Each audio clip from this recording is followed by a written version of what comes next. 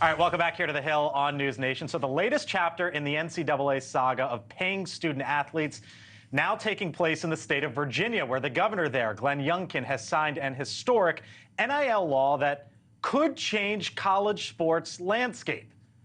NIL, as you might know, stands for name, image, and likeness. Now, the law allows schools in Virginia to directly pay their athletes via marketing deals and would not categorize the students as employees of the school. Suzy Shuster is the co-host of the What's the Football podcast, joins us once again live here on The Hill. Suzy, thanks for being back. Great to see you. It is my pleasure to be here. Yeah, I saw this story yesterday, and I thought to myself, you know what?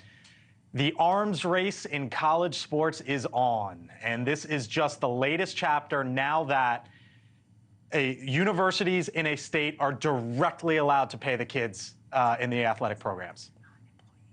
Well, let's just call it what it really is. It's just another way to control the players as much as they can. And I think we have to remember when people get so crazy about the demise of the student athlete, we heard Nick Saban saying that he's so glad to be out of sports because of the demise of the student athlete. We're talking about such a small amount of kids that actually make decent money on NIL. We're talking about out of hundreds of thousands of kids, maybe 2 to 3%. And you know, I can tell you this firsthand from having covered college football for as long as I did on ABC.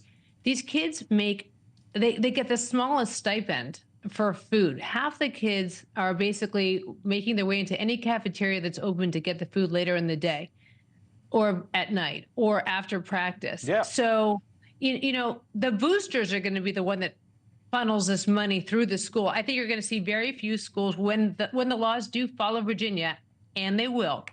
This is just another way to get boosters to pay for it.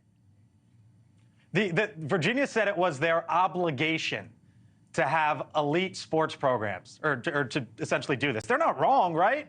Because if you don't have elite sports programs... Yeah, they're not wrong, but they also want to win, period. I mean, Virginia Tech, I mean, first of all, the rivalry within the state alone is one thing, but they all want to be competitive. This is just about keeping these boosters happy and attracting better athletes and coaches to the schools. Okay, let me ask you. So in that state now, the universities can pay the student athletes via marketing deals, right? And so there will be a budget, whether it's $1 million, $10 million, $50, whatever the number is. There's going to be a budget. One of the things that'll have to be potentially litigated at the federal level is Title IX, right? Because you know that at the colleges, the number of scholarships has to be the same for men's and women's. Should the marketing dollars need to be divided 50-50 among the men and the women on campus? No, what people have to understand is that the revenue is different for men's and women's, and that's what got set up this week with the Caitlin Clark reveal of how little she gets per year with the WNBA. The fact of the matter is, as much as I want to see women get equal pay, it's about revenue, and it's about the revenue that comes in. People should get the percentage of what the revenue is. It cannot be an equal split when it comes to NIL. That's very individually based. So the marketing money is very different because it is individually based.